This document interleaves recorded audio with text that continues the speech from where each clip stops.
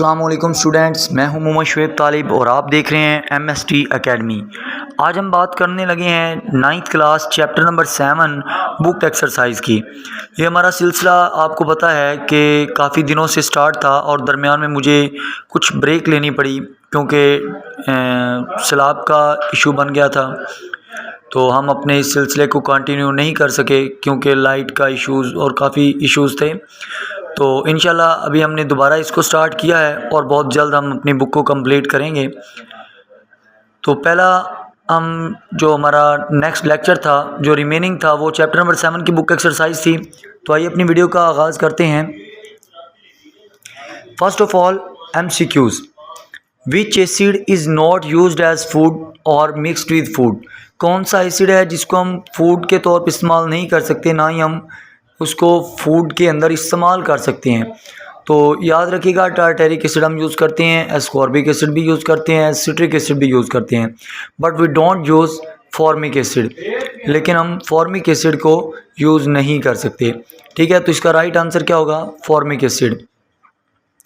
Next मेरे पास है, while baking which gas is responsible for rising the bread and make it soft.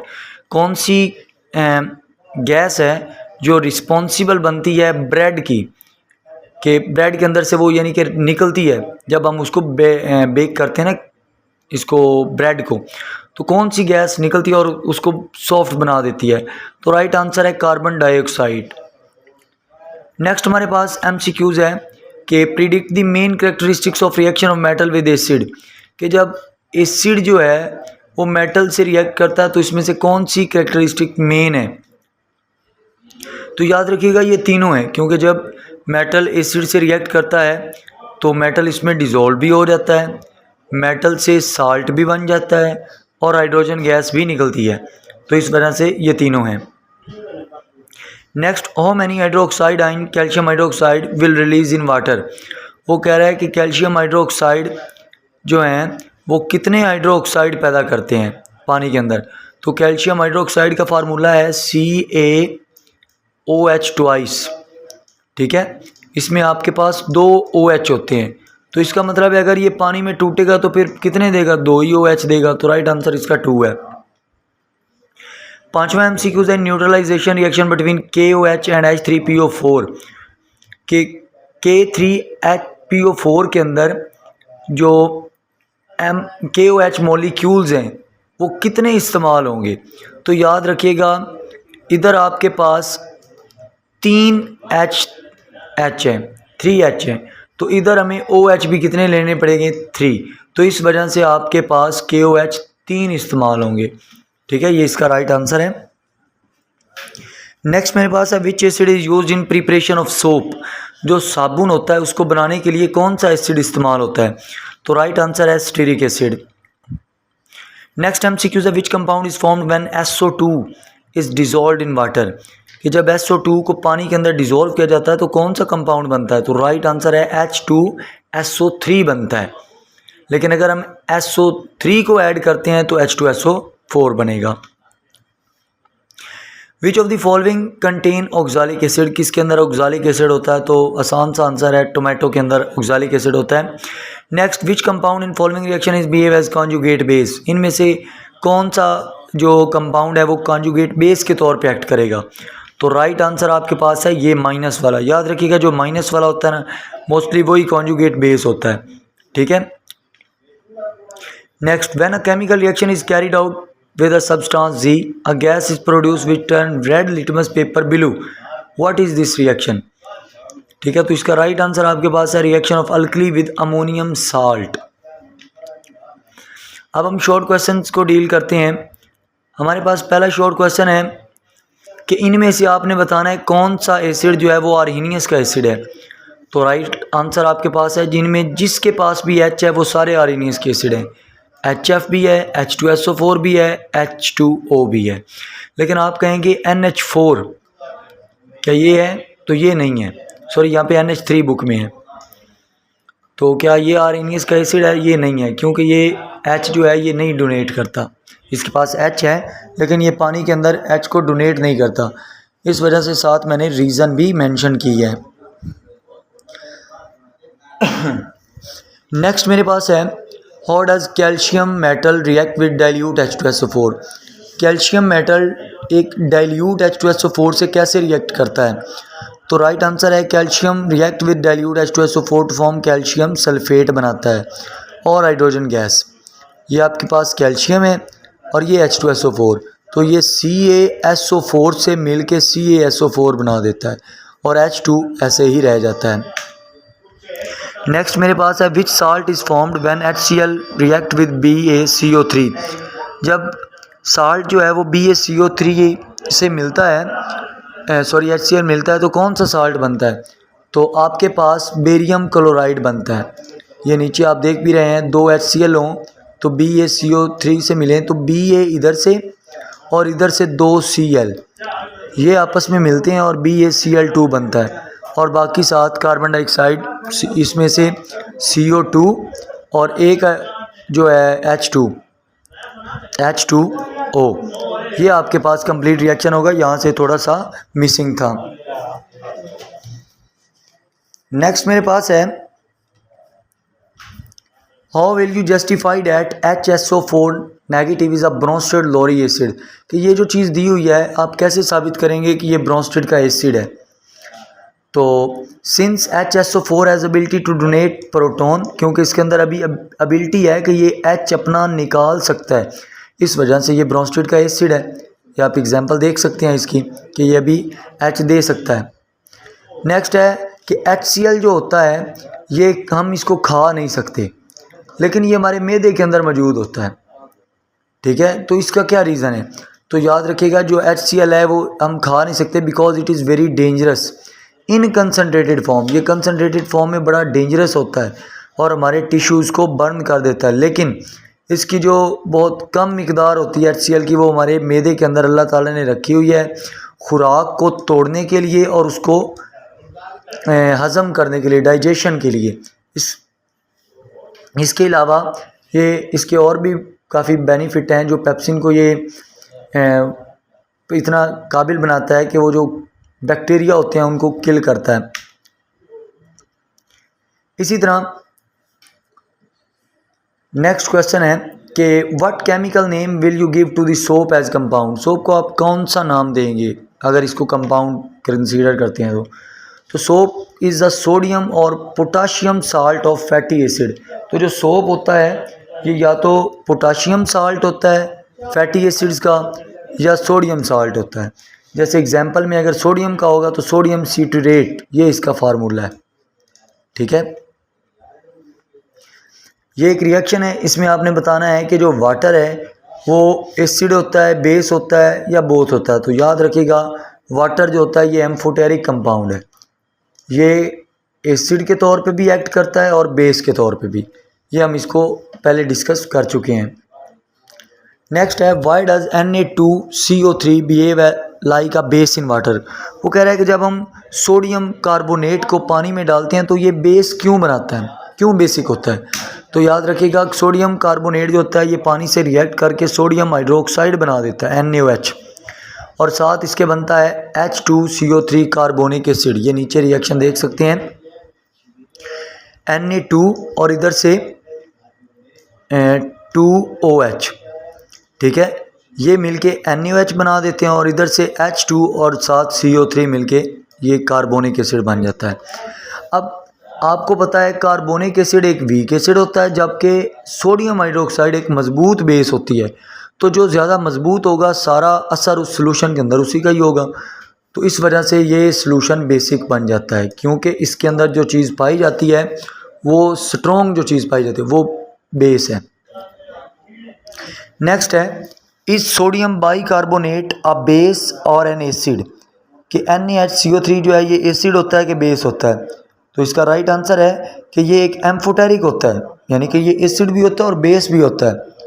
जब ये रिएक्ट करता है एसिड्स के साथ तो ये वीक बेस के तौर पे एक्ट करता है, और जब ये रिएक्ट करता है बेस के साथ तो फिर ये वीक एसिड के तौर पे एक्ट करता है। नेक्स्ट मेरे पास है कि differentiate between strong acid and concentrated acid. Strong acid और कंसनट्रेटेड एसिड में क्या फ़र्क है? तो स्ट्रॉन्ग एसिड वो होता है जो पानी के अंदर मुकम्मल आयोनाइज हो जाए, मुकम्मल टूट जाए और H पॉजिटिव आइन सारे के सारे दे दे, उसको स्ट्रॉन्ग एसिड कहते हैं। जैसे HCl, HNO3, H2SO4। और कंसनट्रेटेड एसिड क्या होता है? वो एसिड जिसमें एसिड के मॉलिक्यूल की तादाद हाई हो, बहुत ज़्यादा हो, जितनी उसने वॉल्यूम दिया हुआ है ना, जो मिकदार पानी की उसने दी हुई है, ये जो सोल्यूशन दिया हुआ है उसके अंदर ज़्यादा मिकदार किसकी हो? कंसनट्रेटेड एसिड की हो। एग्जाम्पल आप देख सकते हैं। नेक्स्ट है डिस्क्रिप्टिव क्वेश्चन में कि आर्हेनियस का कॉन्सेप्ट एक्सप्लेन करना है। तो ये हम अपनी वीडियो में डिस्कस कर चुके हैं, आप वहाँ से इसको डिटेल लॉन्ग में याद कर लीजिएगा। नेक्स्ट है वो कहता है कंपेयर करें आर्हेनियस और ब्रोंस्टेड के कॉन्सेप्ट को। तो एसिड पहले हम डिस्कस करते हैं। आर्हेनियस ने कहा था कि एसिड वो सब्सटेंस है जो H पॉजिटिव देगा पानी के अंदर। नीचे एग्जाम्पल में देखें HCl, H पॉजिटिव दे रहा है और Cl नेगेटिव दे रहा है। लेकिन ब्रोंस्टेड ने कहा था कि एसिड वो सब्सटेंस है जो H पॉजिटिव तो देगा लेकिन पानी में नहीं बल्कि दूसरे किसी सब्सटेंस को। ठीक है, ये एग्जांपल देखें HCl, इसने H अपना वाटर को दे दिया और ये HO3 बन गया, H3O पॉजिटिव, और ये Cl अकेला ही रह गया। और बेस क्या है? बेस एक सब्सटेंस है आर्हेनियस के मुताबिक जो पानी के अंदर OH नेगेटिव दे, हाइड्रोक्सालाइन दे। जबकि ब्रोंस्टेड लोरी ने कहा कि बेस वो सब्सटेंस है जो H पॉजिटिव को एक्सेप्ट करे। ठीक है, ये आप एग्जांपल देख सकते हैं। लिमिटेशंस में आर्हेनियस का जो कॉन्सेप्ट है ये सिर्फ एक्वस सॉल्यूशन पे लगता है और ब्रोंस्टेड की लिमिटेशन ये है कि it only explain acidic and basic behaviours only in term of proton transfer. ये सिर्फ इसी बेस पे एसिड और बेस की डेफिनेशन करता है कि जब या तो प्रोटॉन जा रहा हो या प्रोटॉन एक्सेप्ट हो रहा हो। ठीक है, तो ये दोनों की लिमिटेशंस थी। नेक्स्ट वो कहता है कि सल्फ्यूरिक एसिड, ये जो नीचे मैंने कंपाउंड दिए हुए हैं, इनके साथ कैसे रिएक्ट करता है। तो सबसे पहले NH4Cl के साथ तो रिएक्शन देखिएगा, SO4 इधर से, यहाँ से NH, ठीक है, ये बनेगा NH4, सॉरी ये NHSO4। ठीक है, और इधर से आपके पास HCl। ठीक है, NH4SO4। नेक्स्ट मेरे पास है ये एक रिएक्शन, इसमें H2SO4 NH4 NO3 के साथ। तो ये रिएक्शन होता ही नहीं है। ठीक है, ये रिएक्शन एग्जिस्ट ही नहीं करता। नेक्स्ट मेरे पास जो है वो है MgO के साथ इसका रिएक्शन, कि जो एसिड है H2SO4, अगर हम इसको MgO के साथ रिएक्शन करें तो ये क्या बनेगा, ये वाला। अच्छा, इसमें ये इक्वेशन हमारी कंप्लीट नहीं है, मुझे इसमें थोड़ा सा डाउट लग रहा है कि NH4 इधर से हो तो इधर आपका NH4 भी आएगा, साथ आपने लिखना है HSO4। आई थिंक ये इसकी इक्वेशन है। हाँ, ऐसे ही बनेगी क्योंकि इधर NH4 ये वाला और इधर से H2SO4 में एक H और साथ SO4, ये मिलके एक पूरा कंपाउंड बनेंगे, यानी NH4HSO4। और ये जो एक H होगा वो इसके साथ इधर से Cl से मिलेगा और HCl। अच्छा, जब ये MgO से रिएक्ट करेगा तो इधर से Mg, इधर से SO4, ये बन जाएगा MgSO4, और इधर से H2 और इधर से O, ये मिलके H2O। नीचे वाला रिएक्शन कुछ इस तरह होगा, MgCO3 से जब रिएक्ट करेगा तो इधर से Mg, इधर से SO4, तो MgSO4 बन जाएगा और इस CO3 में से एक ऑक्सीजन निकल जाएगा, पीछे कार्बन डाइऑक्साइड रह जाएगी और वो ऑक्सीजन निकल के इधर जो H2 था उसके साथ ऐड होके H2O बना देगा। नेक्स्ट है what happens when a base react with non metallic oxide, कि जब बेस जो है उसको हम नॉन मेटेलिक ऑक्साइड से रिएक्ट करवाते हैं तो क्या होता है।